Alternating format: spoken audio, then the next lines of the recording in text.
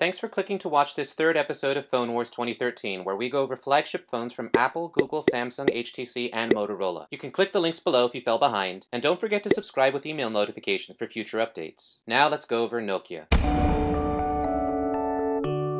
Wait, what?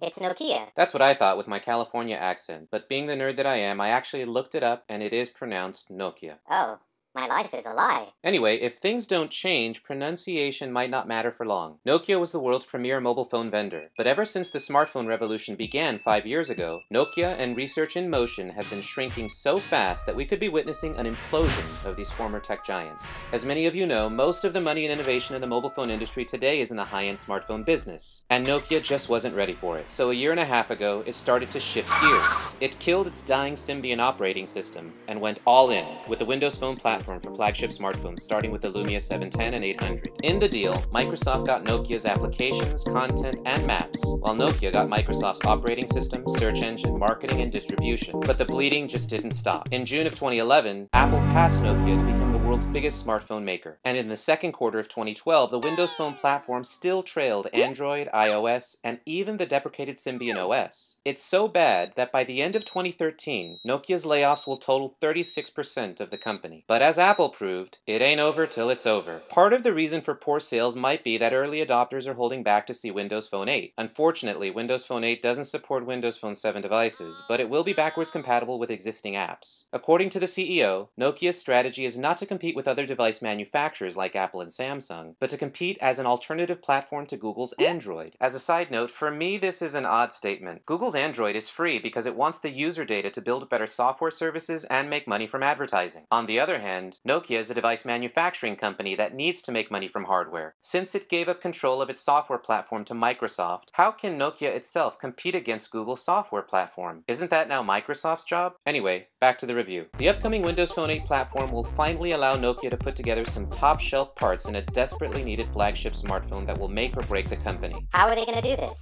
So in comes the Nokia Lumia 920. The LED flash in most smartphones is ugly. How do you get good low-light pictures? Riding on the excitement of the Nokia 808 Pureview 41-megapixel sensor, the largest and highest resolution sensor in a phone, the Lumia 920 uses a backside illuminated 8.7-megapixel Pureview sensor. At the keynote, Nokia wanted to show off its low-light performance. If you don't want to use the flash, you need to use a longer shutter speed. The problem is that shutter speeds longer than 1/30th of a second result in blurry pictures. Nokia claims that with the new optical image stabilization techniques in the 920, camera shutter speeds of 1/4 of a second can be used without a flash. Whoa. Thanks to the fake demo video Nokia used, and later apologized for, this sounds good, but I would wait to see it in person. The front camera is pretty good at 720p video or 1-megapixel pictures. The second biggest feature is on the software side, Nokia Maps and City Lens. These features came from Nokia's acquisition of Navtech, a former Silicon Valley startup mapping company that has been using crowdsourcing user-generated feedback to keep mapping data accurate and up to date, something Apple is trying to do now in iOS 6. Rebranded as Nokia Maps, it's arguably the most comprehensive mapping service covering over 180 countries with voice-guided navigation in 74 countries spoken in 46 different languages. So for people who have a hard time finding good mapping data, I think Nokia Maps is hands down the best global platform. Third, the wireless features are really unique.